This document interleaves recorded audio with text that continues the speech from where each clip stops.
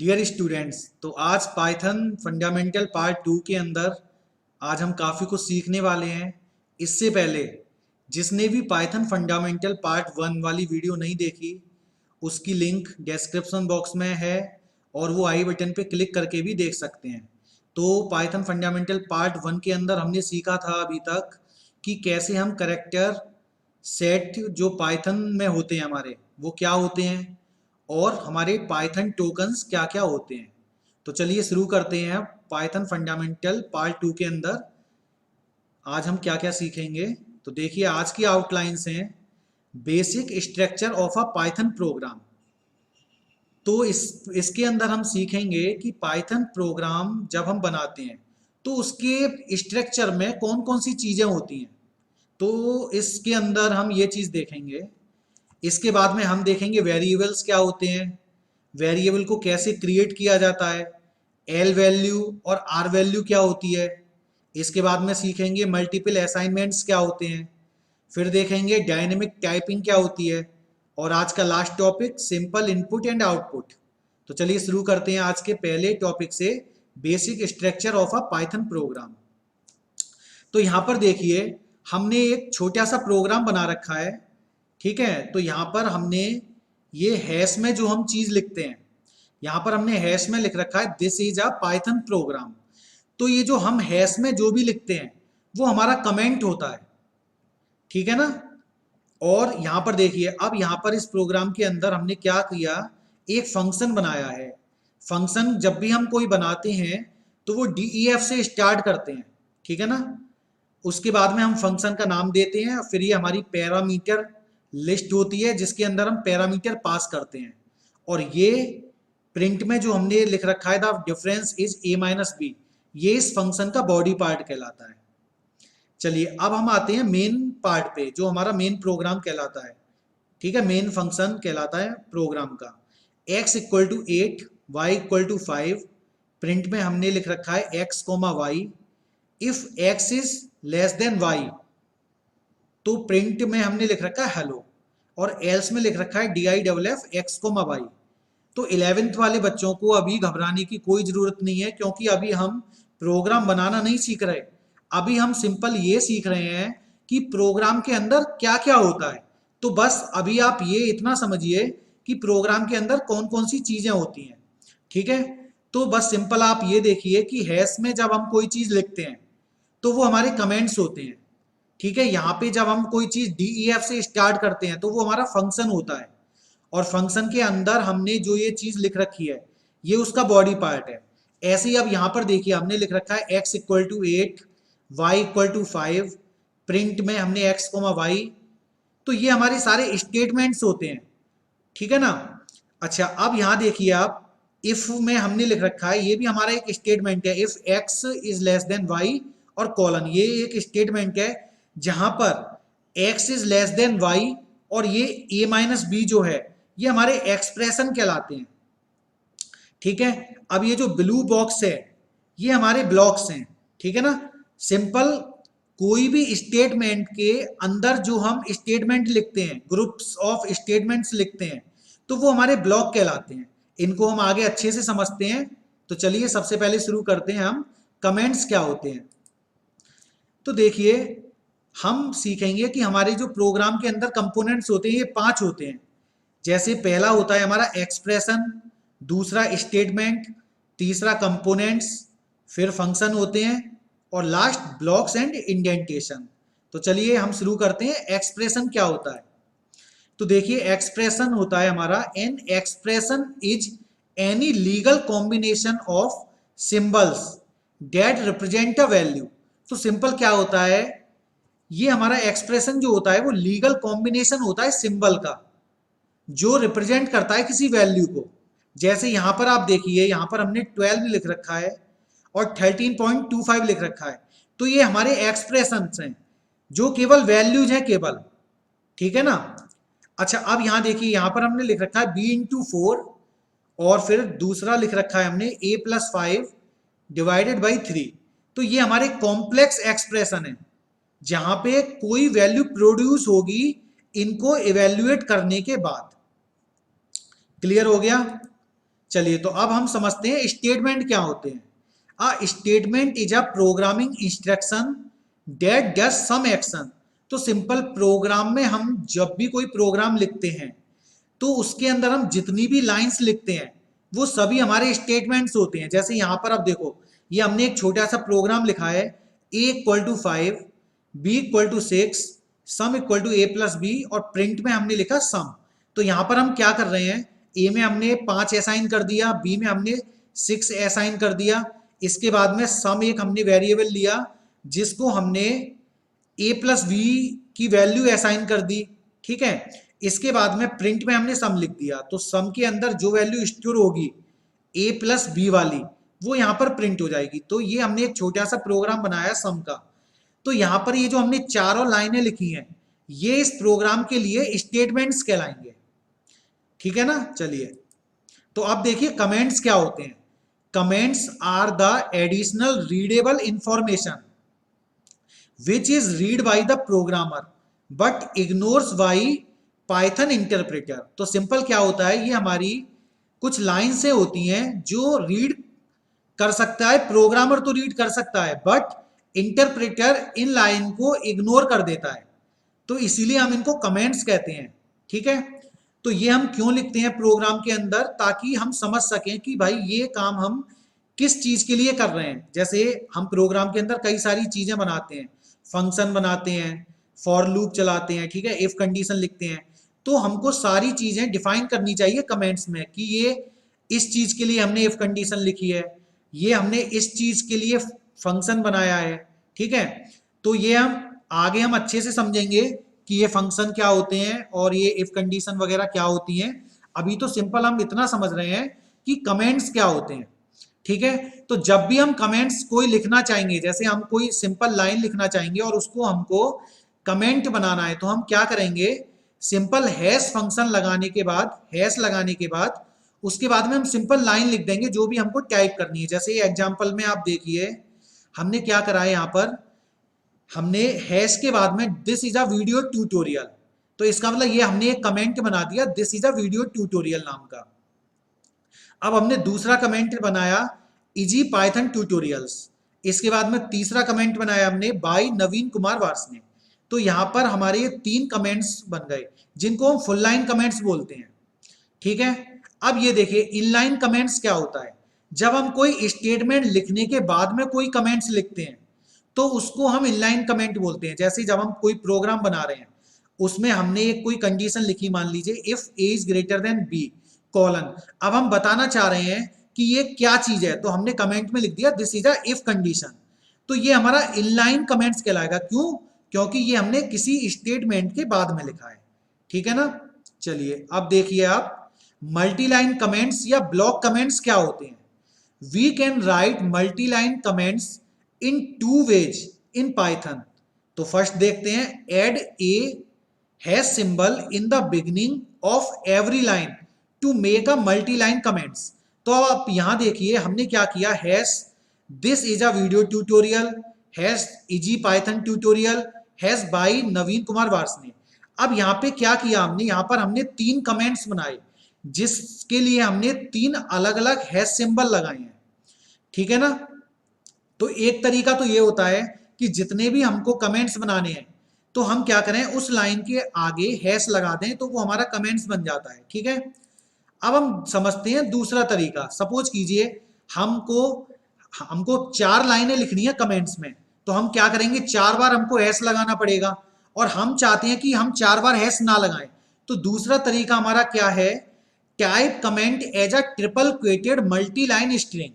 This type of multi line comment is also known as doc string. तो हम simple क्या करेंगे, जो हम triple quoted multi line string use करते थे तो हम वो कमेंट के रूप में भी यूज कर सकते हैं। जैसे आप यहां देखिए एग्जाम्पल में हमने क्या किया, this is a video tutorial easy Python tutorials by Naveen Kumar Varshney.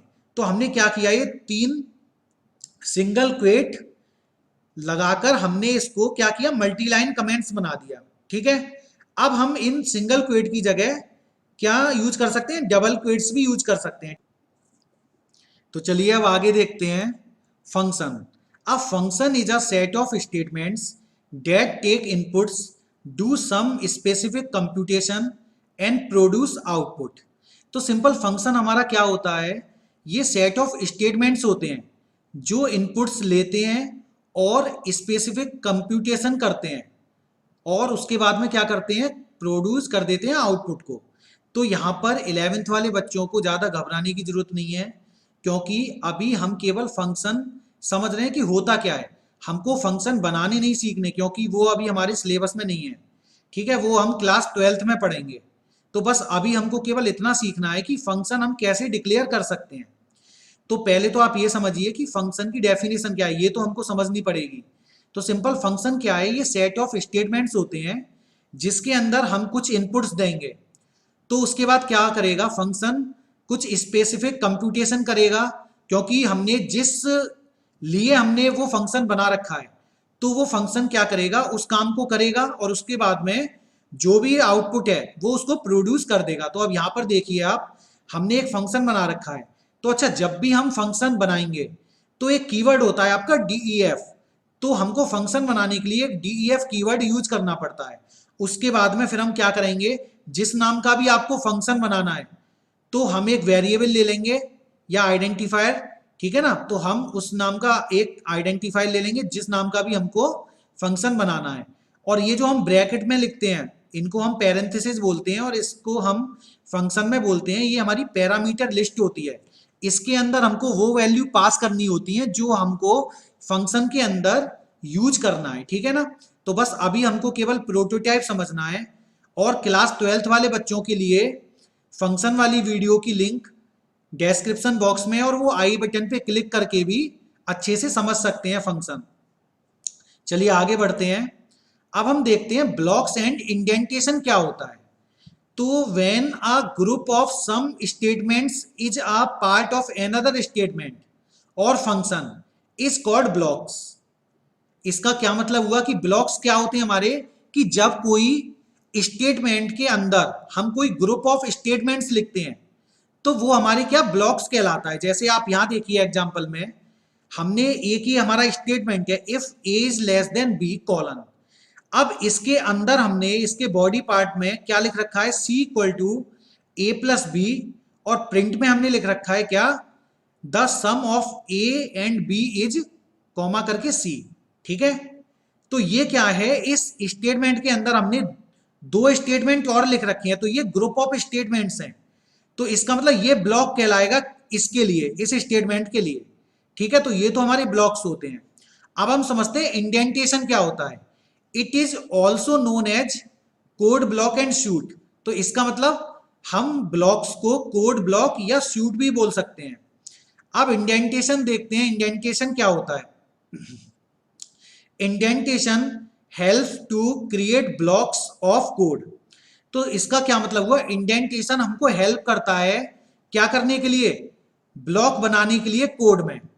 जैसे यहां देखिए, ये हमने क्या किया, जब हमने एक ये स्टेटमेंट लिखा, इसके अंदर अब हमको मान लीजिए ग्रुप ऑफ स्टेटमेंट लिखने हैं, तो ये हमने क्या किया, जैसे ही हमने एंटर किया, प्रेस किया, ठीक है, तो ये एक टैब लेके अपने आप क्या होता है, यहां पर ये हमने लाइन टाइप कर दी, और फिर हम जैसे ही एंटर करेंगे तो हमको ये लाइन इसके नीचे ही लिखनी होती है, ठीक है ना। तो इसका मतलब इस स्टेटमेंट के लिए अगर हमको कोई ब्लॉक में ग्रुप ऑफ स्टेटमेंट लिखने हैं तो वो सेम उसी लाइन के नीचे आने चाहिए। तो ये हमारा इंडेंटेशन कहलाता है कि इस लाइन के नीचे ये लाइन, इस लाइन के नीचे ये लाइन, ठीक है ना। तो यहां देखिए, indentation helps to create blocks of code statements at same indentation level. तो यहां देखिए, ये सेम इंडेंटेशन लेवल है, ठीक है ना। Statement at same indentation level are part of same block. तो अब आप यहां देख रहे हो, हमने क्या किया, ये जो स्टेटमेंट लिखे हैं ये सेम इंडेंटेशन में,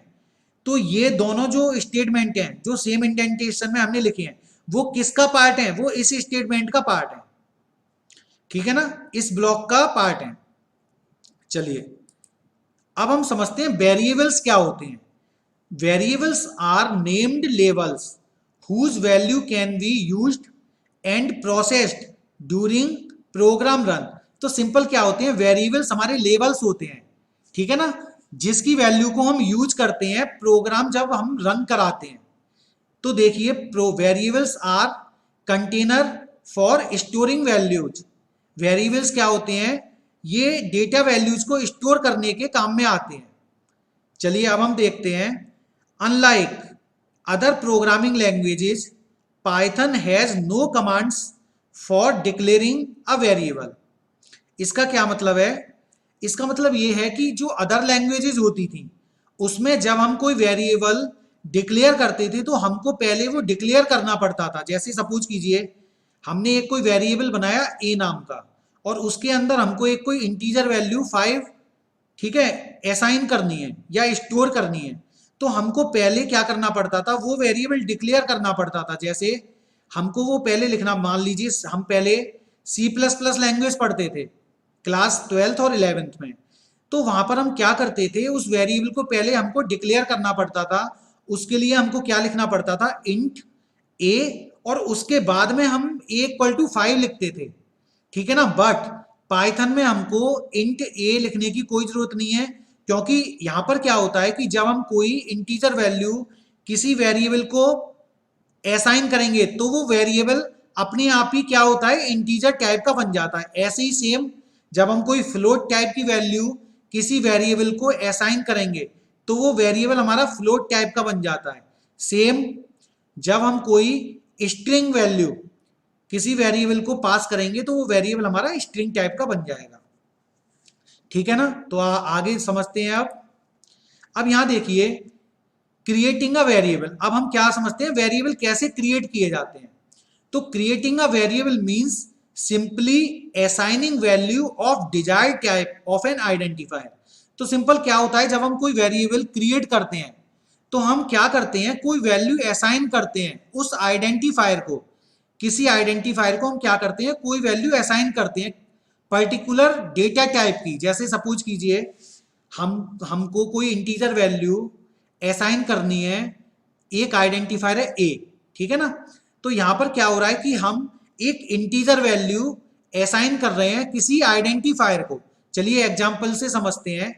suppose we create a variable namely s name to hold students name. तो यहां पर हम क्या कर रहे हैं?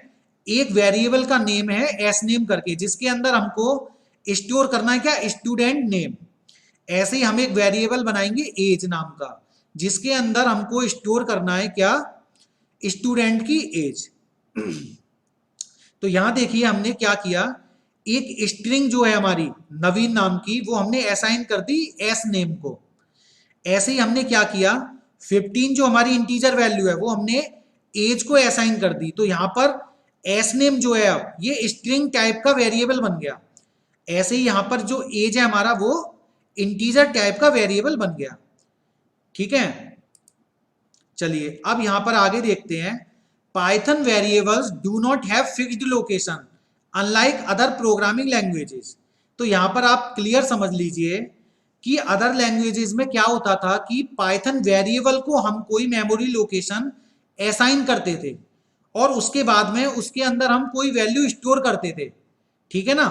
बट पाइथन के अंदर ऐसा नहीं है। तो चलिए समझते हैं आगे। The location they refer to changes every time their value changes. इसका मतलब क्या है कि यहां पर जो वेरिएबल की लोकेशन है वो हर बार चेंज होगी जितनी भी बार हम उसके अंदर वैल्यू चेंज करेंगे। पर अदर लैंग्वेजेस में ऐसा नहीं होता था। अदर लैंग्वेजेस में अगर हम एक बार वेरिएबल को कोई लोकेशन प्रोवाइड करा देते थे तो वो फिक्स हो जाती थी लोकेशन, इसका मतलब वो चेंज नहीं होती थी। पर पाइथन के अंदर हम जितनी भी बार कोई वैल्यू असाइन करेंगे उतनी ही बार उस वेरिएबल की लोकेशन चेंज होगी। अब आप नोट देखिए, this rule is not for all type of variables. ये रूल जो है सभी वेरिएबल्स के लिए नहीं है। लिस्ट, टपल और जो हम आगे पढ़ेंगे उनके लिए ये रूल फॉलो नहीं करता। कि इसका क्या मतलब हुआ कि लिस्ट और टपल के लिए ये रूल फॉलो नहीं करता। चलिए अब हम एग्जांपल से समझते हैं। तो पहले अदर लैंग्वेजेस में समझते हैं कि क्या होता था अदर लैंग्वेज में। तो सपोज कीजिए आप अदर लैंग्वेज में जब हमको a=5 लिखना होता था तो वहां पर क्या होता था कि a हमारा जो वेरिएबल है वो एक कोई मेमोरी लोकेशन पे स्टोर हो जाता था। जैसे इस ए को हमने मेमोरी लोकेशन प्रोवाइड करा दी 100, ठीक है ना। अब क्या हो रहा है, उसके अंदर हमने 5 वैल्यू असाइन की, तो अब ये 5 वैल्यू इस 100 मेमोरी लोकेशन पे स्टोर हो गई, ठीक है।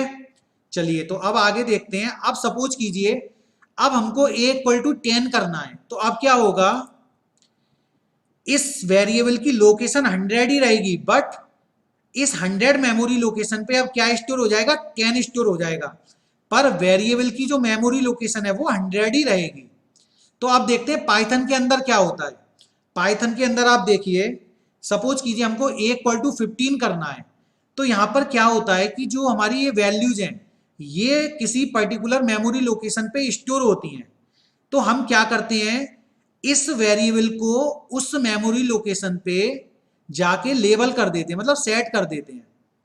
यहां पर वेरिएबल को मेमोरी लोकेशन प्रोवाइड नहीं करते, हम उस वेरिएबल को जाके सेट कर देते हैं किस पे, मेमोरी लोकेशन पे, जहां पर भी वो इंटीजर वैल्यू या जो भी कोई डेटा टाइप की वैल्यू स्टोर है। तो यहां देखिए अब आप 5 जो इंटीजर वैल्यू वो 100 मेमोरी लोकेशन पे स्टोर है, 105 मेमोरी लोकेशन पे 10 स्टोर है, 108 पे 15, 116 पे 20, 120 पे 25, 132 पे 30। तो जब हम a इक्वल टू 15, इसका क्या मतलब है कि 15 जो इंटीजर वैल्यू है वो हमको असाइन करनी है a को। तो अब क्या होगा, ये a जो है इस ये सेट हो जाएगा किस मेमोरी लोकेशन पे, 108 पे, ठीक है। अब आगे समझते हैं। अब सपोज कीजिए a इक्वल टू 25 के लिए क्या होगा, a इक्वल टू 25 के लिए अब ये जो a पॉइंटर है, ठीक है ना, ये जो a हमारा वेरिएबल है ये कहां पे जाके सेट हो जाएगा, 120 वाली मेमोरी लोकेशन पे। ये देखिए, तो ये a इक्वल टू 25 के लिए a जो वेरिएबल है कहां पे सेट हो गया, 120 मेमोरी लोकेशन पे। इसका मतलब क्या हो रहा है कि जब भी हम कोई वैल्यू असाइन कर रहे हैं किसको, वेरिएबल को, तो उस वेरिएबल की मेमोरी लोकेशन चेंज हो रही है बार बार, ठीक है। तो यहां पर पाइथन लैंग्वेज के अंदर वेरिएबल की मेमोरी लोकेशन फिक्स नहीं होती। जब भी हम कोई वैल्यू इसके अंदर असाइन करेंगे तब तक हमारी इसकी वैल्यू चेंज हो जाती है। चलिए अब हम समझते हैं L values and R values क्या होती हैं। तो देखिए सबसे पहले हम समझते हैं एल वैल्यूज क्या होती है। तो L values are the object to which we can assign a value और एक्सप्रेशन। इसका सिंपल क्या मतलब है, एल वैल्यूज हमारे ऑब्जेक्ट्स होते हैं जिसके अंदर हम कोई वैल्यू असाइन करेंगे या कोई एक्सप्रेशन भी असाइन कर सकते हैं। एग्जाम्पल से अच्छे से समझेंगे। अब हम समझते हैं आर वैल्यूज क्या होती हैं। R values are the literals and expressions that are assign to L values. तो सिंपल आर वैल्यू हमारी लिटरल्स हो सकती हैं, कोई भी एक्सप्रेशन हो सकते हैं जो हम असाइन करते हैं किसको, एल वैल्यूज को। तो अब इन एग्जाम्पल से हम समझते हैं। तो देखो सबसे सिंपल ट्रिक एल वैल्यूज और आर वैल्यूज समझने की, ये यहां पर जो इक्वल वाला साइन है ये बेटा हम पाइथन के अंदर इसको असाइनमेंट ऑपरेटर बोलते हैं। पाइथन के अंदर हम इसको इक्वल नहीं बोलते, इसको क्या बोलते हैं, असाइनमेंट ऑपरेटर बोलते हैं। तो इस असाइनमेंट ऑपरेटर के जो लेफ्ट हैंड साइड में लिखा होता है वो एल वैल्यूज कहलाती हैं, और जो राइट हैंड साइड में लिखा होता है वो क्या कहलाती हैं, आर वैल्यूज कहलाती हैं। एल वैल्यूज का मतलब होता है लेफ्ट वैल्यूज, आर वैल्यूज का मतलब होता है राइट वैल्यूज। तो इसका मतलब सिंपल हो गया, असाइनमेंट के लेफ्ट हैंड साइड में एल वैल्यूज होती हैं और राइट हैंड साइड में आर वैल्यूज होती हैं। अब यहां पर देखिए a इक्वल टू 20, तो यहां पर क्या है, हमने 20 वैल्यू असाइन कर रखी है a को। तो ये एल वैल्यूज और आर वैल्यूज आपको क्लियर हो गई अच्छे से। अब आप देखिए मल्टीपल असाइनमेंट्स क्या होते हैं। तो यहां पे सबसे पहले आप देखिए assigning same values to multiple variables, ठीक है। तो सबसे पहले अब हम मल्टीपल असाइनमेंट्स में हम समझेंगे assigning same values to multiple variables. इसका मतलब है कि हम एक ही वैल्यू को मल्टीपल वैल्यूज को असाइन कर रहे हैं। जैसे यहाँ एग्जांपल में देखिए कि ये 60 हमारा क्या है, वैल्यू है, ये हम 3 वेरिएबल्स को असाइन कर सकते हैं इस तरीके से लिखकर। कैसे, x equal to y equal to z equal to 60, ठीक है ना। तो यहां पर हमने क्या किया, ये 60 असाइन कर दिया हमने z को भी, y को भी और x को भी। चलिए अब हम समझते हैं दूसरा तरीका, assigning multiple values to multiple variables. इसका क्या मतलब होता है कि अगर हमको मल्टीपल वैल्यूज हमको असाइन करनी है मल्टीपल वेरिएबल्स को, तो क्या होता है लिखने का तरीका देखिए, हम ऐसे लिखेंगे x comma y comma z equal to 15 comma 20 comma 35। इसका क्या मतलब होगा कि ये जो 15 वैल्यू है ये x को असाइन होगी, 20 जो वैल्यू है वो y को असाइन होगी, और 35 जो है वो z को असाइन होगी। अब समझते हैं, ये नोट देखते हैं। Assigning values through multiple assignments.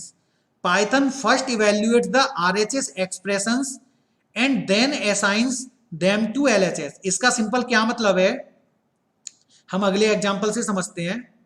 यहां देखिए आप, इस एग्जाम्पल में क्या हो रखा है, हमने एक एग्जाम्पल लिया a comma b equal to 10 comma 8। तो यहां पर इसका मतलब यह है कि पहले हम राइट हैंड साइड वाली वैल्यूज देखेंगे। तो राइट हैंड साइड में हमने देखा 10 लिखा हुआ है पहले, तो राइट हैंड साइड की जो फर्स्ट वैल्यू है वो लेफ्ट हैंड साइड की फर्स्ट वैल्यू को दे देते हैं, और राइट हैंड साइड की जो सेकंड वैल्यू है वो लेफ्ट हैंड साइड की सेकंड वैल्यू को प्रोवाइड होती है। तो इसलिए ए में क्या असाइन हो गया 10 और बी में क्या असाइन हो गया 8। अब यहां पर देखिए b comma c equal to हमने क्या किया a minus 6 comma a plus 6। तो हमारे नोट का क्या मतलब था, अब हम वो समझेंगे। पहले राइट हैंड साइड में जो भी हमारे एक्सप्रेशन लिखे हुए हैं हम पहले उसको क्या करेंगे, इवेल्युएट करेंगे। उसके बाद में वो वैल्यू हम जो हमारी आएंगी वो हम असाइन करेंगे किसको, लेफ्ट हैंड साइड को। तो अब यहां देखते हैं हमारे राइट हैंड साइड में हमारे एक्सप्रेशन लिखे हुए हैं a minus 6 comma a plus 6। तो यहां पर a माइनस 6 का मतलब क्या हो जाएगा, a में क्या वैल्यू थी 10, तो यहां पर a माइनस 6 इसका मतलब 4 आ गया, और a प्लस 5 का मतलब क्या आ गया 10 प्लस 5 15। तो इसका मतलब b में क्या स्टोर होगा, b में तो होगा 4, और c में क्या स्टोर होगा, c में स्टोर होगा हमारा 15। तो जब हम इसको प्रिंट करेंगे तो a की वैल्यू तो 10 प्रिंट होगी, b की वैल्यू क्या प्रिंट होगी, b की वैल्यू अब 8 प्रिंट नहीं होगी। क्यों, क्योंकि b में पहले क्या असाइन किया था हमने 8 असाइन किया था, पर अब b के अंदर क्या असाइन हो गया है, b के अंदर 10 माइनस 6 होके 4 असाइन कर दिया। तो इसका मतलब b की वैल्यू अब 4 प्रिंट होगी। चलिए रन करा के देखते हैं इसको।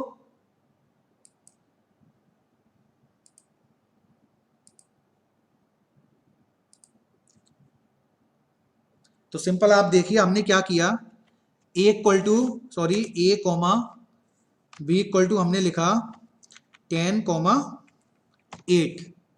इसके बाद में हमने क्या किया, b comma c equal to हमने क्या कर दिया a माइनस हमने 4 कर दिया या 6 कर दिया, कॉमा उसके बाद में हमने किया a प्लस 5 कर दिया।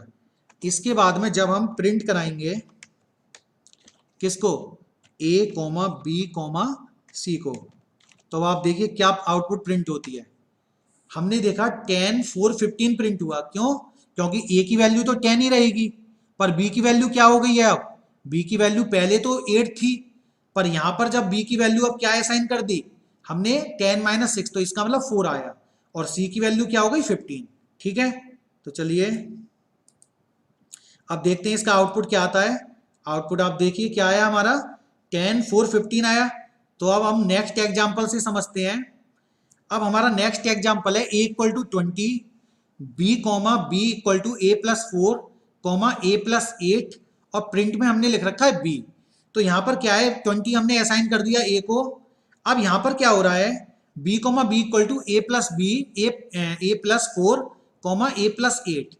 तो इसका मतलब पहले राइट हैंड साइड में जो एक्सप्रेशन दे रखी हैं वो पहले इवेल्युएट होंगी। तो a प्लस 4 में इसका मतलब क्या होगा 20 प्लस 4, तो 24 हो गया, और यहाँ पर 20 प्लस 8 28 हो गया। तो पहले क्या होगा, राइट हैंड साइड की जो फर्स्ट वैल्यू है वो लेफ्ट हैंड साइड की फर्स्ट वैल्यू को प्रोवाइड हो जाएगी।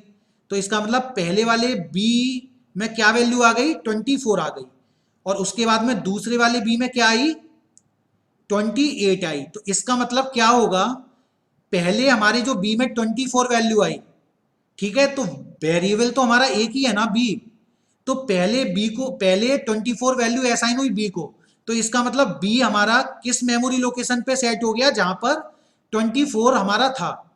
इसके बाद में जब b के अंदर 28 वैल्यू आई, तो इसका मतलब b कहां पर असाइन हो गया 28 पर। इसका मतलब b की मेमोरी लोकेशन चेंज हो गई। तो इसका मतलब बी के अंदर प्रेजेंट में क्या है, 28 है। तो जब हम प्रिंट करेंगे बी को तो क्या प्रिंट होगा, 28 प्रिंट होगा। चलिए इसको भी रन करा के देख लेते हैं।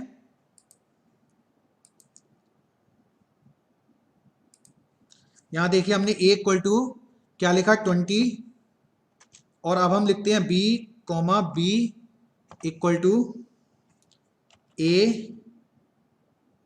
प्लस 10 कॉमा, और यहां पर हम लिखते हैं ए प्लस 20। ठीक है, अब हम क्या करते हैं, इनको प्रिंट कराते हैं। प्रिंट में अब हमने क्या लिखा, बी लिखा। तो जब हम एंटर करेंगे तो अब क्या प्रिंट होगा, ए की वैल्यू तो 20 है, तो पहले वाली बी में क्या असाइन हो जाएगा, 30, और जब दोबारा से ये बी वेरिएबल जो है किस पे असाइन हो जाएगा, मतलब इसमें ये किस पे सेट हो जाएगा, किस मेमोरी लोकेशन पे, ये सेट होगा हमारा 20 प्लस 20 40 पे। तो इसका मतलब एट प्रेजेंट बी हमारा किस मेमोरी लोकेशन पर है, ये जहां पर 40 हमारा स्टोर है। तो इसका मतलब बी के अंदर हमारा 40 प्रिंट होगा। तो जब हम बी को प्रिंट करेंगे क्या प्रिंट हुआ, 40 प्रिंट हुआ। तो चलिए अब यहाँ वहां देखते हैं हम क्या प्रिंट होता है। तो यहां देखिए क्या प्रिंट हुआ हमारा, 28। क्लियर है। चलिए अब हम नेक्स्ट एग्जांपल से समझते हैं। यहां पर आप देखिए ए कोमा ए इक्वल टू क्या दे रखा है, 30 कोमा 40। फिर हमें क्या दे रखा है, b comma b equal to a plus 20 comma a plus 10, और उसके बाद में हम प्रिंट कराएंगे किसको, ए कोमा बी को। तो यहां पर आप समझ ही चुके होंगे कि ए में पहले तो 30 असाइन किया और बाद में हमने ए में 40 असाइन कर दिया। तो एट प्रेजेंट ए में क्या है, 40 है। तो चलिए अब यहां पर क्या होगा, पहले RHS में जो वैल्यू है वो हमारी इवेल्युएट होंगी। तो a प्लस 20, तो a में तो 40 है, तो 40 प्लस 20 इसका मतलब 60 हो गया। 60 हमने पहले b को असाइन कर दिया। इसके बाद में ये वाली एक्सप्रेशन में क्या हुआ था, 40 प्लस 10 50।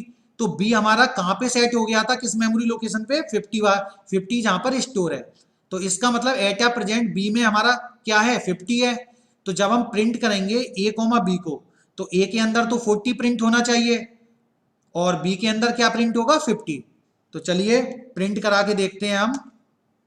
आप देखिए आउटपुट में हमारा 40 और 50 प्रिंट हो रहा है। ठीक है ना। चलिए अब हम समझते हैं डायनेमिक टाइपिंग। तो डायनेमिक टाइपिंग में हम समझते हैं कि डायनेमिक टाइपिंग होती क्या है। तो when we make a variable and point to it a value of different type by reassigning a value of that type, then Python will not raise a error. So this is called dynamic typing. इसका क्या मतलब है, आप example से समझिए अच्छे से कि सबसे पहले हमने क्या किया, कोई इंटीजर वैल्यू जो 20 है वो असाइन कर दी हमने a को। तो जब हम प्रिंट करेंगे तो 20 प्रिंट होगा। उसके बाद में हमने क्या किया, a इक्वल टू हमने एक कोई स्ट्रिंग हमने इसके अंदर स्टोर करा दी, हेलो पाइथन। तो प्रिंट में क्या होगा, हेलो पाइथन प्रिंट हो जाएगा। इसका मतलब क्या हुआ, पाइथन के अंदर कोई भी एरर नहीं आती जब हम कोई डिफरेंट टाइप की वैल्यू को कोई सेम वेरिएबल में हम स्टोर कर देते हैं।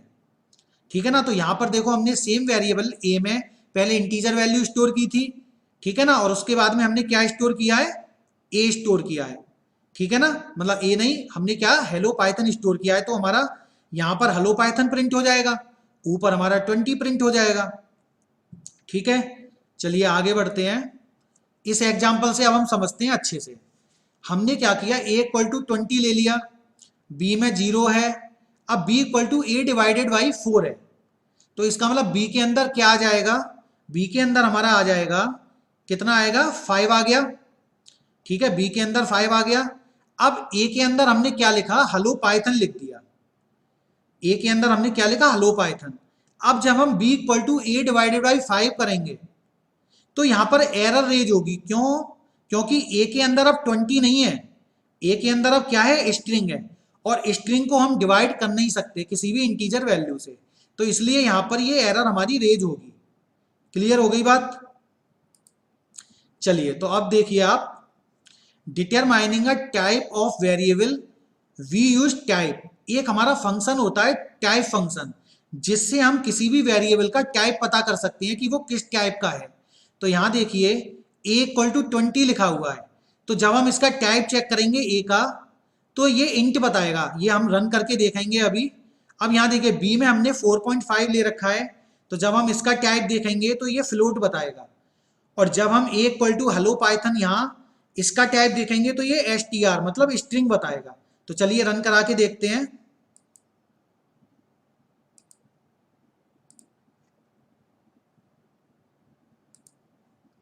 तो यहां देखिए हमने क्या किया, ए इक्वल टू पहले 20 लिया, अब हम क्या कर रहे हैं इसका टाइप चेक करते हैं। तो हमने टाइप लिख के ए लिखा, अब देखिए क्या प्रिंट हो रहा है, इंट आ रहा है। तो इसका मतलब ये इंटीजर क्लास से बिलोंग करता है ये ए वेरिएबल जो है। अब हमने क्या किया, ए इक्वल टू, अब हमने इसके अंदर लिख दिया मान लीजिए 10.5 लिख दिया। अब हम क्या कर रहे हैं, फिर से टाइप चेक करते हैं इसका ए का। अब देखिए अब इसने क्या किया कि फ्लोट प्रिंट करा दिया, इसका मतलब ये अब कौन सी क्लास से बिलोंग करता है, फ्लोट क्लास से। चलिए अब देखिए आप ए इक्वल टू, मैंने कोई स्ट्रिंग ले ली सपोज नवीन, अब मैं इसका टाइप चेक करता हूं। तो आप देखिए इसने क्या प्रिंट कराया, str। तो इसका मतलब ये होता है स्ट्रिंग क्लास, तो ये स्ट्रिंग क्लास से बिलोंग कर रहा है वेरिएबल। तो ये चीज क्लियर हो गई आपके। अब आप देखिए सिंपल इनपुट एंड आउटपुट, हमारा लास्ट टॉपिक। तो ये देखिए जब हम कोई इनपुट लेंगे कीबोर्ड से, ठीक है ना, तो अब पहले समझते हैं हम, to get input from user, इसका क्या मतलब है कि हमको अगर यूजर द्वारा कोई इनपुट लेनी है, इसका क्या मतलब होता है कि अगर हमको कोई कीबोर्ड से वैल्यू इंसर्ट करानी है तो हम कैसे लेंगे, एक हमारा बिल्ट इन फंक्शन होता है इनपुट, इस फंक्शन की हेल्प से हम क्या कर सकते हैं, कीबोर्ड से वैल्यू ले सकते हैं। अब हमने यहाँ पे क्या किया, एक सिंटैक्स आप समझ लीजिए इसका कैसे लेते हैं। सबसे पहले हम क्या करेंगे, वेरिएबल, कोई भी वेरिएबल ले लेंगे। तो यहाँ पर हमने क्या कर रखा है, नेम नाम का वेरिएबल ले लिया, इक्वल या असाइनमेंट ऑपरेटर लगाएंगे, इनपुट ये वाला फंक्शन है, इसके अंदर हमने डबल क्वेट के अंदर लिखा व्हाट इज योर नेम। तो डबल क्वेट के अंदर जब भी हम इनपुट में कुछ चीज लिखते हैं वो एज इट इज प्रिंट हो जाता है, और फिर हम उसके अंदर कोई भी वैल्यू इंसर्ट कर सकते हैं। ठीक है, ये हम रन करा के देखेंगे अभी। तो अभी आप नोट में यहां इतना समझ लीजिए कि इनपुट फंक्शन हमेशा क्या रिटर्न करता है, स्ट्रिंग वैल्यू ही रिटर्न करता है। ठीक है ना, इनपुट फंक्शन हमेशा स्ट्रिंग वैल्यू ही रिटर्न करता है। इसका मतलब अगर यहां पर हम कोई भी कीबोर्ड से वैल्यू देंगे तो नेम के अंदर जो भी हमारी वैल्यू असाइन होगी वो स्ट्रिंग टाइप की होगी। चाहे अगर मैं इसके अंदर व्हाट इज योर नेम में 5 अगर मैं इंसर्ट कर देता हूं तो नेम के अंदर 5 आएगा। तो 5 ये जो होगा वो हमारा इंटीजर टाइप का नहीं होगा, वो हमारा स्ट्रिंग टाइप का होगा। चलिए आगे देखिए। अब ये देखिए एक हमने प्रोग्राम लिया बहुत छोटा सा, age equal to input what is your name. ठीक है, तो अब हमने यहाँ पे क्या किया, a equal to age plus 2 लिखा और प्रिंट कराया ए। तो यहां पर अब क्या होगा, सपोज कीजिए age equal to input what is your name, age में मैंने क्या लिया, मैंने सपोज कीजिए 5 ले लिया। अब यहां पर हम क्या कर रहे हैं, उस एज में हम 2 ऐड करना चाह रहे हैं और बाद में प्रिंट करना चाह रहे हैं। तो यहां पर ए में हमारा एज में 2 ऐड नहीं होगा, क्योंकि यहां पर जो एज में हमने 5 लिया है वो हमारा स्ट्रिंग टाइप का है और स्ट्रिंग के अंदर हम इंटीजर वैल्यू ऐड नहीं कर सकते। तो चलिए इसको रन करके देखते हैं। अब यहां देखिए हम, यहां पर हमने क्या किया, सपोज नेम नहीं हम एज ले लेते हैं, एज इक्वल टू इनपुट और इसके अंदर हमने लिखा डबल क्वेट या सिंगल क्वेट के अंदर व्हाट इज योर एज। ठीक है, हम कुछ भी लिख सकते हैं, जरूरी नहीं है हम यही लिखें व्हाट इज योर एज। तो जैसे ही देखिए अब हम एंटर करेंगे तो यहां पर लिखा हुआ आ गया व्हाट इज योर एज। तो मैंने सपोज 5 एंटर कर दिया, तो इसका मतलब क्या हुआ, एज के अंदर अब 5 स्टोर हो गया।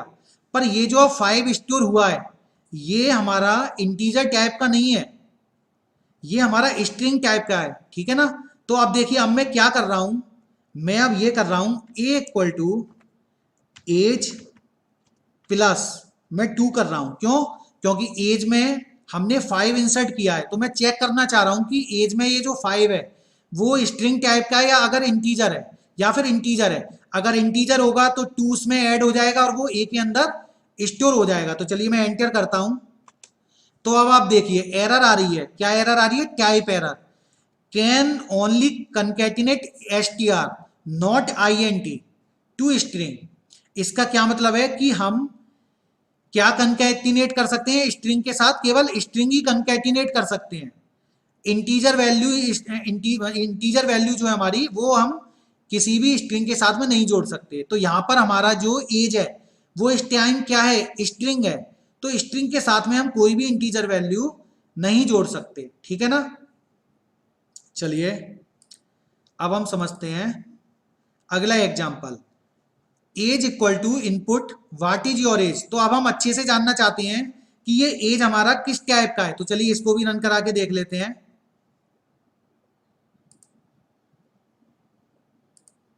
अब आप देखिए मैंने क्या किया, मैंने लिखा टाइप और सिंपल मैंने क्या लिखा? एज। अब मुझे पता चल जाएगा कि एज हमारा किस डेटा टाइप का है। तो यहां देखो हमारा एज किसका आ गया? str। तो ये हमारा str क्लास से, मतलब स्ट्रिंग क्लास से बिलोंग करता है। चलिए अब हम देखते हैं आगे।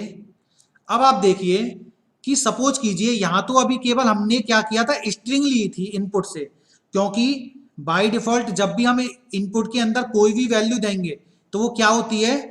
वो एज ए स्ट्रिंग की तरह ही काम करती है। पर हम चाहते हैं कि वो इंटीजर वैल्यू, एज के अंदर इंटीजर वैल्यू स्टोर हो या फिर फ्लोट वैल्यू स्टोर हो। तो क्या होता है? दो फंक्शन होते हैं हमारे, इंट फंक्शन और फ्लोट फंक्शन। वो हम क्या करते हैं? इनपुट फंक्शन के साथ में अटैच कर देते हैं। तो यहां पर देखिए आप इस एग्जांपल में हमने क्या किया? एज इक्वल टू इंट, फिर पैरेंथेसिस में हमने इनपुट लिखा, फिर इनपुट के अंदर भी हमने क्या लिखा? व्हाट इज योर एज, और पैरेंथेसिस क्लोज कर दिए। ठीक है ना? अब हम यहां पर क्या कर रहे हैं? ए इक्वल टू एज प्लस 2। तो यहां पर अब क्या हुआ? ये इनपुट में जो 5 हमने लिया था, अब वो हमारा क्या? स्ट्रिंग नहीं है, अब वो हमारा इंटीजर बन चुका है, क्योंकि इस फंक्शन ने, इंट फंक्शन ने उसको कन्वर्ट कर दिया किसमें? इंटीजर में। तो इसका मतलब एज के अंदर अब जो वैल्यू 5 स्टोर हुई है वो एज ए इंटीजर स्टोर हुई है, ना कि स्ट्रिंग। तो जब हम ए इक्वल टू एज प्लस 2 करेंगे तो हमारा यहाँ पर एज में 5 आ जाएगा और प्लस 2, इसका मतलब 5 प्लस 2 7 असाइन हो जाएगा ए को। और जब हम प्रिंट कराएंगे ए तो 7 प्रिंट होगा। अब हम जब टाइप देखेंगे एज का तो वो इंटीजर आएगा, str नहीं आएगा। चलिए रन करा के देखते हैं।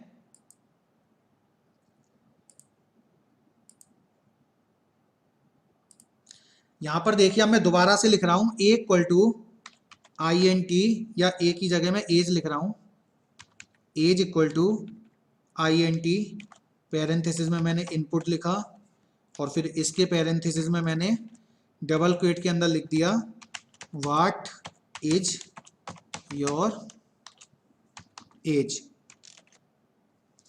ठीक है? इसके बाद मैंने पहले तो इनपुट वाले फंक्शन को एक क्लोज करने के लिए एक लगाया पैरेंथेसिस, और फिर इनपुट वाले फंक्शन को क्लोज करने के लिए। इसके बाद जैसे ही हम एंटर करेंगे वो हमसे पूछेगा व्हाट इज योर एज। तो मैंने 5 एंटर करा दिया। फिर जब मैंने एंटर किया, ठीक है, तो अब हम यहां पर देखते हैं। अब मैं क्या कर रहा हूं? ए इक्वल टू, अब मैंने लिखा एज प्लस 2 किया। ठीक है? अब मैं क्या करूंगा? प्रिंट ए करता हूं। तो अब हम देखेंगे क्या प्रिंट हो गया? 7 प्रिंट हो गया। अब हम इसका टाइप चेक करते हैं, किसका? एज का। तो जब मैंने टाइप एज लिखा तो देखते हैं क्या आता है? क्लास इंट आया। क्यों? क्योंकि अब ये हमारा जो एज है वो इंटीजर क्लास का हो गया, क्योंकि यहां पर हमने स्ट्रिंग को किस में कन्वर्ट कर दिया? इंटीजर में। ठीक है ना? चलिए अब हम आगे बढ़ते हैं। अब यहां पर हमको कुछ चीजें दिमाग में रखनी है। Possible errors when reading numeric values. अब यहां पर हमको क्या चीज दिमाग में रखनी है कि while inputting integers value using int function with input, the value being entered must be int type compatible. तो सिंपल इसका मतलब ये हो गया कि जब हम इनपुट फंक्शन के साथ में इंट फंक्शन यूज करेंगे तो जब हम उसके अंदर कोई वैल्यू लेंगे तो वो हमारी इंटीजर टाइप की ही होनी चाहिए। ठीक है ना? सेम ऐसे ही जब हम कोई फ्लोट फंक्शन लेंगे इनपुट के साथ में तो वहां पर हम वैल्यू फ्लोट ही देंगे, ठीक है। तो इसको चलिए हम प्रोग्राम से समझते हैं।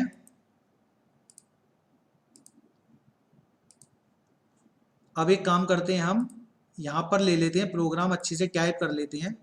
हमने क्या किया, a इक्वल टू, मैंने यहां पर लिया फ्लोट, इसके अंदर मैंने लिखा इनपुट, फिर मैंने क्या लिखा, इसके अंदर मैंने ले लिया मान लीजिए एंटर नंबर।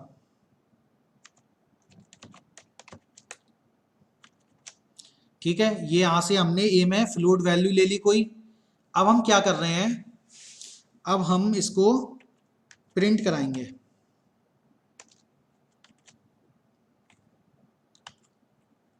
ए को अब हम प्रिंट कराएंगे, तो अब हम इसको रन करते हैं। तो पहले ये हमको सेव करना पड़ेगा प्रोग्राम, तो सपोज कीजिए मैंने W नाम से सेव कर लिया। तो अब आप देखिए, अब जब ये हम रन कराएंगे तो क्या आ गया, एंटर नंबर। तो अब यहां पर आप एक चीज देखना, वहां पर मैंने क्या लिया था, फ्लोट टाइप की वैल्यू ली थी। तो अब मुझे फ्लोट टाइप की ही वैल्यू इंसर्ट करनी है। सपोज करो मैं कोई स्ट्रिंग टाइप की वैल्यू ले लेता हूं, जैसे मान लो नवीन। तो जैसे ही मैं एंटर करूंगा तो क्या एरर आएगी, वैल्यू एरर। क्यों, क्योंकि हमने क्या कर रखा है, ये स्ट्रिंग में नहीं है, वो अब वो हमारा फ्लोट में है। तो अब हम क्या करेंगे, दोबारा से इस प्रोग्राम को रन कराते हैं। अब इसके अंदर मैं मान लीजिए 3.5 एंटर करता हूं, तो अब देखिए 3.5 हमारा प्रिंट हो गया। चलिए, तो अब मैं यहां पर एक और चीज समझा देता हूं आपको, कि जब हम फ्लोट के अंदर कोई इंटीजर वैल्यू लेते हैं तब भी वो एज अ फ्लोट की तरह काम कर सकता है। जैसे आप देखिए, आप, मैं इस प्रोग्राम को दोबारा रन कराता हूं, एंटर नंबर। तो मैंने यहां पे केवल क्या लिया, 5 लिया, पर हमने वहां तो क्या फ्लोट में ले रखा था, और यहां पर मैं इंटीजर वैल्यू दे रहा हूं।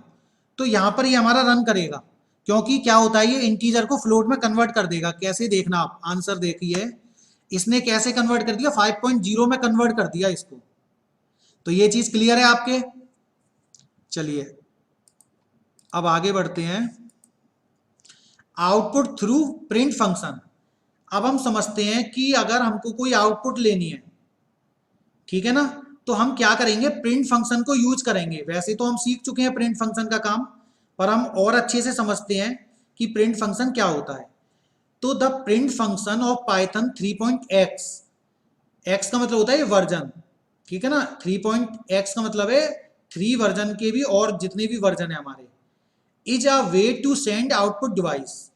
इसका क्या मतलब है कि प्रिंट फंक्शन जो होता है ना, वो हमारी आउटपुट को कहां पे सेंड कर देता है, आउटपुट डिवाइस पे। इसका मतलब मॉनिटर पे।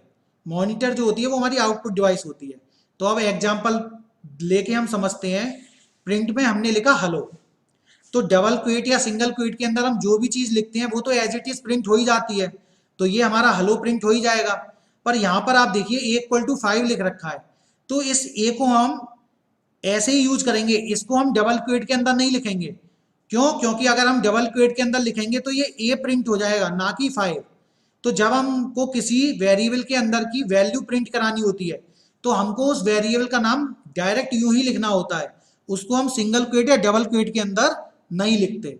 ठीक है, तो ये रन करा के देख लें। चलिए,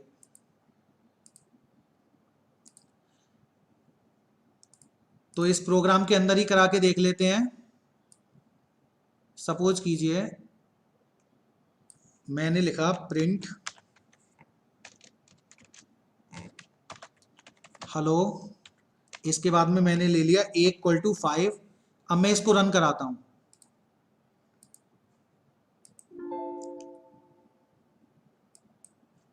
ओ, एरर क्यों आई, क्योंकि हमने यहां पर पैरेंथेसिस नहीं लगाए। ठीक है ना, तो अब हमने पैरेंथेसिस लगा दिए। अब हम रन कराते हैं, तो देखिए ये हमारा प्रोग्राम रन हो गया। तो हेलो प्रिंट हो गया और 5 प्रिंट हो गया। क्लियर है। तो इस एग्जांपल से समझते हैं कि यहां देखिए आप, प्रिंट में हमने लिख रखा है 4 स्ट्रिंग अलग अलग, माई, नेम, एज और नवीन। ठीक है, तो यहां पे क्या है, जब ये 4 स्ट्रिंग हमने अलग अलग ली, तो जब इसको हम प्रिंट कराएंगे तो आउटपुट में हमारा माई, नेम, इज, नवीन। तो यहाँ पर आपने एक चीज देखी, यहाँ पर हमने कोई स्पेस भी नहीं दिया था, तब भी यहाँ पर एक एक हमारा स्पेस प्रिंट होगा। तो माई और नेम के बीच में एक स्पेस प्रिंट होगा, नेम और इज के बीच में एक स्पेस प्रिंट होगा, इज और नवीन के बीच में एक स्पेस प्रिंट होगा। तो इसका मतलब क्या होता है कि पाइथन के अंदर जब हम प्रिंट फंक्शन यूज करते हैं और उसके अंदर कई सारी स्ट्रिंगों को प्रिंट कराते हैं, तो बाय डिफॉल्ट हमारा जो सेपरेटर कैरेक्टर होता है वो हमारा स्पेस होता है। तो जरूरी नहीं है कि हम स्पेस ही प्रिंट कराना चाहें। हम अगर चाहते हैं कि स्पेस कैरेक्टर हमारा कोई और हो तो हम क्या करेंगे, एक हमारा SEP आर्गुमेंट होता है जो हम प्रिंट फंक्शन के अंदर यूज कर सकते हैं। जैसे प्रिंट में हमने लिखा, पहले स्ट्रिंग लिख देंगे हम सारी, my comma name comma age comma Naveen comma, फिर हम क्या करेंगे, जो हमारा सेप ऑपरेटर करें, सेप जो हमारा आर्गुमेंट है, इक्वल टू हम क्या करेंगे, डबल क्वेट या सिंगल क्वेट के अंदर जो भी हम चीज लिखना चाहते हैं, मैंने यहाँ पे लिख रखा है 2 बार पॉइंट वाला साइन और पैरेंथेसिस क्लोज कर देंगे। तो जब हम आउटपुट प्रिंट कराएंगे तो क्या प्रिंट होगी, माई फुल स्टॉप या पॉइंट पॉइंट भी बोल सकते हैं, नेम 2 बार पॉइंट, एज 2 बार पॉइंट और नवीन और फुल स्टॉप। ठीक है, तो चलिए आगे बढ़ते हैं। अब हम देखते हैं print function happens a new line character at the end of the line. इसका क्या मतलब है कि अब जैसे आप एग्जांपल से समझिए कि प्रिंट में हमने लिख रखा है माय नेम इज नवीन और जस्ट उसकी अगली लाइन में हमने फिर से प्रिंट में लिखा आई am PGTCS from JNB Bhiwani. तो जब हम इनको प्रिंट कराएंगे तो ये 2 अलग अलग लाइन में प्रिंट होंगे। माई नेम इज नवीन के बाद में जस्ट प्रिंट नहीं होगा ये आई am PGTCS from JNB Bhiwani, ये अगली लाइन में प्रिंट होगा। इसका मतलब क्या होता है कि ये प्रिंट फंक्शन जो होता है इसके साथ में अपेंड हो जाता है एक न्यू लाइन कैरेक्टर, इसीलिए जो अगला हमारा प्रिंट है वो दूसरी लाइन में प्रिंट हुआ। और लैंग्वेजेस में ये चीज नहीं थी, ठीक है ना। तो अब यहां पर देखिए, आप इसको रन करा के देखते हैं, चलिए।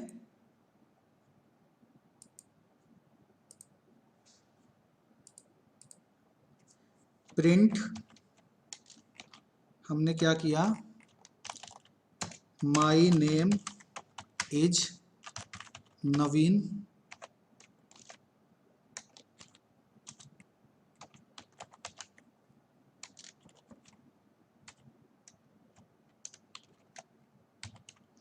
आई am PGTCS from JNB Bhiwani.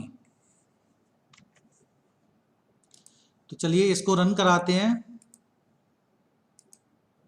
पहले इसको सेव कर देते हैं, सपोज H नाम से सेव कर दिया हमने इसको। अब जब हम इसको प्रिंट कराएंगे तो आप देखिए माई नेम इज नवीन और अगली लाइन में क्या आया, I am PGTCS from JNB Bhiwani. ठीक है ना। अब आगे समझते हैं।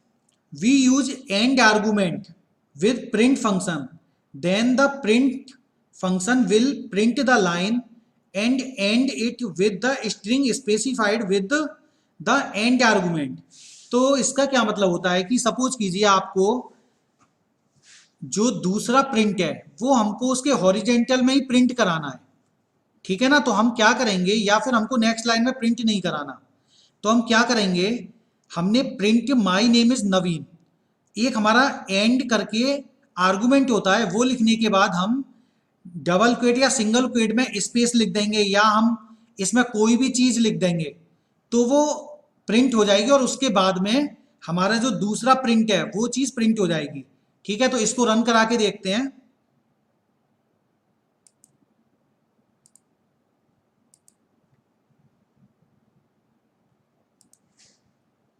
यहां देखिए आप, मैंने क्या किया, END इक्वल टू और स्पेस देके मैंने डबल क्वेट के अंदर एक स्पेस दे दिया। ठीक है, अब देखते हैं क्या होता है। तो अब आप देखिए my name is Naveen full stop के बाद में एक स्पेस आया, उसके बाद में आई am PGTCS from JNB Bhiwani आया। ठीक है ना। अब नेक्स्ट लाइन में हमारा दूसरी वाली जो हमने प्रिंट कराई थी लाइन, वो नेक्स्ट लाइन में नहीं आई, वो इसके हॉरिजेंटल में ही प्रिंट हुई एक स्पेस के बाद। आप सपोज कीजिए, आप यहाँ पर मैंने स्पेस की जगह मैंने मान लीजिए @ साइन दे दिया। क्लियर है? अब देखते हैं हम क्या होता है, रन कराते हैं। तो आप देखिए स्पेस की जगह यहाँ पर क्या आ गया, @ आ गया। तो चलिए आज का टॉपिक हमारा यहीं पर फिनिश होता है। तो अगर आपको ये वीडियो अच्छी लगी हो तो लाइक कीजिए, शेयर कीजिए, कमेंट कीजिए, और बहुत ज़्यादा अच्छी लगी हो तो आप सब्सक्राइब कीजिए।